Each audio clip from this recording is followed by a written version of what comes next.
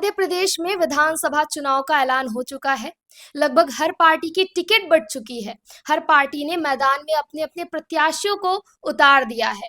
चाहे हम बात भाजपा की करें, कांग्रेस की करें, आम आदमी पार्टी की करें, बसपा की करें या अन्य किसी दल की करें, सभी कैंडिडेट जोर शोर से तैयारी पर लग गए हैं। नमस्कार, मैं साक्षी त्रिपाठी हिंदुस्तान 24 के स्पेशल प्रोग्राम सियासतनामा में आप सभी का स्वागत करती हूँ। आज हम बात करेंगे मनगवा विधानसभा की, एक ऐसी विधानसभा सीट जो विंध्य क्षेत्र के लिए काफी महत्वपूर्ण रही है। स्वर्गीय श्रीयुत श्रीनिवास तिवारी जी यहीं से दिग्गज नेता के रूप में उभरे, लेकिन पिछले कई वर्षों से ये सीट जो है वो आरक्षित रही है। खास बात ये है कि यहाँ पर लगातार विधायक रहे पंचूलाल जी का टिकट इस बार भाजपा ने काट दिया है। आज हमारे साथ मौजूद हैं बसपा के नेता रामायण साकेत जी, जिन पर पार्टी ने भरोसा दिखाया है, जिनको मनगवा विधानसभा क्षेत्र से टिकट दिया है। सर, बहुत बहुत स्वागत है आपका। धन्यवाद धन्यवाद। तो सबसे पहले हमारे दर्शक ये जानना चाहते हैं कि राजनीति के क्षेत्र में आप कैसे आए, आपका रुझान राजनीति में कैसे हुआ? एक्चुअली मैं पढ़ाई करता था रीवा मॉडल साइंस कॉलेज में।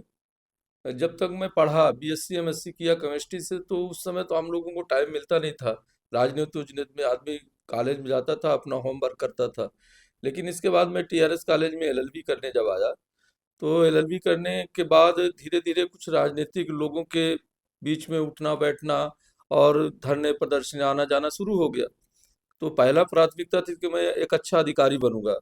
फिर बाद में मुझे लगा कि मैं गुलामी नहीं कर सकता, मैं राजनीति में आकर की जनता की सेवा कर सकता हूँ। और धीरे धीरे मुझे आत्मविश्वास होने लगा कि मैं पढ़ लिख करके एक अच्छा राजनीतिक व्यक्ति बन सकता हूँ। तो इसी मिशन के साथ आज मैं राजनीति के क्षेत्र में उतरा हूँ। और जैसा भी जनता जनार्दन का आशीर्वाद मिलेगा, उस हिसाब से मैं राजनीतिक सेवा लोगों की करता रहूंगा। बहुजन समाज पार्टी ने आपको टिकट दिया है। मनगवा विधानसभा में अन्य कई पार्टियां रही हैं, अभी भी हैं वर्तमान में, जैसे कि भाजपा की बात कर ले, कांग्रेस की बात कर ले। आप चाहते तो उनमें जा सकते थे, आपने बहुजन समाज पार्टी को ही क्यों चुना? बहुजन समाज पार्टी ये महापुरुषों की आंदोलन की पार्टी है। जो हमारे देश में जिन लोगों ने अपने त्याग बलिदान परिश्रम के साथ, जो हमारे देश के महापुरुष हैं, जैसे डॉक्टर बाबा साहब भीमराव अम्बेडकर, छत्रपति शिवाजी जी महाराज और साहू जी महाराज हो गए, बहुत सारे बिरसा मुंडा जी हो गए। फिर क्या हुआ कि इसी बीच में हमारे मानवर कांशीराम साहब, उन्होंने इस देश में साइकिल चला चला करके पूरे देश में गरीबों, शोषितों, पीड़ितों, सबको, लोगों को जगाया। उनको ये बताया कि लोकतंत्र में आपका हक अधिकार वोट का जो होता है, वो उसको आप जानो पहचानो। तो है क्या कि पार्टियां तो कांग्रेस भी है, भाजपा भी है, सपा भी है, आप भी हैं, लेकिन ये इनके जो मिशन है, ये मिशनरी पार्टियां नहीं है। ये हमेशा लोगों को उलझा करके सत्ता में बना रहना चाहती हैं।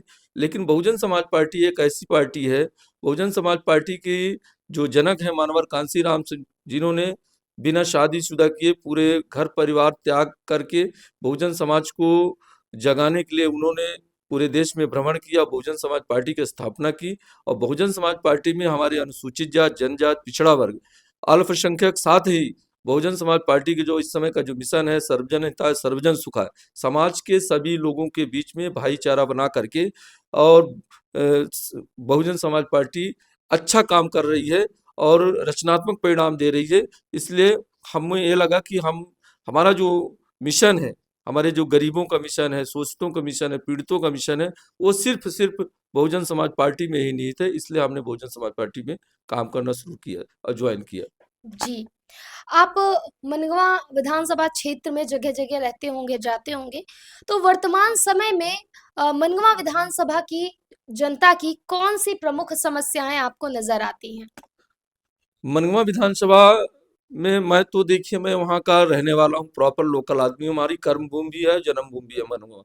और मैं वहाँ मनगवा में लगातार 15 साल से मैं एक्टिव हूँ, राजनीतिक रूप से, सामाजिक रूप से 15 साल से मैं वहाँ सक्रिय हूँ। जो वहाँ की जो मूलभूत आवश्यकताएं हैं, सबसे बड़ी आज देखते होंगे आप, एजुकेशन का स्तर बहुत डाउन है। गांव में जो शिक्षा का जो स्तर है बहुत खराब स्तर है, स्वास्थ्य का स्तर खराब है, प्लस जो पानी बिजली, हमारे जो किसान भाई हैं वो बहुत ज्यादा ही परेशान है, वह बहुत ही ज्यादा पीड़ित है। बिजली से ट्रांसफार्मर किसी का जला हुआ है, किसी मोहल्ले का, कहीं सिंचाई का मतलब सींच नहीं पा रहे हैं, धान सूख गई लोगों की, मतलब बहुत सारी इस तरह की प्रॉब्लम है। तो हमारे यहाँ शिक्षा हो गई, स्वास्थ्य हो गया, पानी बिजली हो गई, और रोड सड़क हो गई। ये हमारी बुनियादी आवश्यकता हमेशा जनता की रहती है। यदि मुझे ऐसा कभी मौका मिलता है तो मैं निश्चित तौर से इन समस्याओं से निजात पाने के लिए अपनी मनगुआ विधानसभा के लोगों को बहुत अच्छे रचनात्मक परिणाम दूंगा। मनगांव विधानसभा एक ऐसी सीट रही है जहां से दिग्गज नेता, विंध्य क्षेत्र के दिग्गज नेता स्वर्गीय श्रीयुत श्रीनिवास तिवारी जी ने प्रतिनिधित्व किया इस क्षेत्र का। तो क्या आपको ऐसा लगता है कि जो वर्तमान स्थिति है मनगांव विधानसभा की, वो अभी काफी पीछे है विकास के स्तर पर?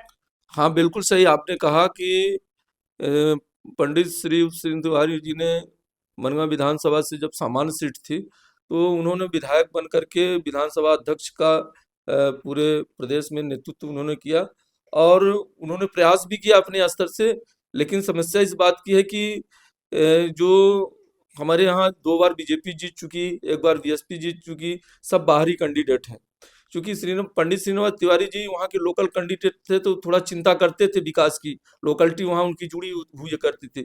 लेकिन जो बाहरी कैंडिडेट वहाँ जा करके चुनाव लड़े, जिनका ना जमीन से कोई लेना देना, वहाँ की मातृभूमि से, ना वहाँ की जनता से कोई लेना, सिर्फ अपने राजनीतिक स्वार्थ के लिए उन्होंने अपनी राजनीतिक रोटियां सेका, और जनता को जिस स्थिति में जनता पड़ी थी, और उसी स्थिति में उन लोगों ने छोड़ करके चलाया है। और वहाँ मनवा विधानसभा में अभी किसी तरह का जो रचनात्मक जो डेवलप होना चाहिए वो नहीं हो पाया है। अगर जनता आपको चुनती है, आप विधायक बनते हैं, तो आपका जनता के प्रति जो पहला प्रतिक्रिया रहेगी, या फिर आप किन चीजों को सबसे पहले अहमियत देंगे? क्या मुद्दे आपके रहेंगे?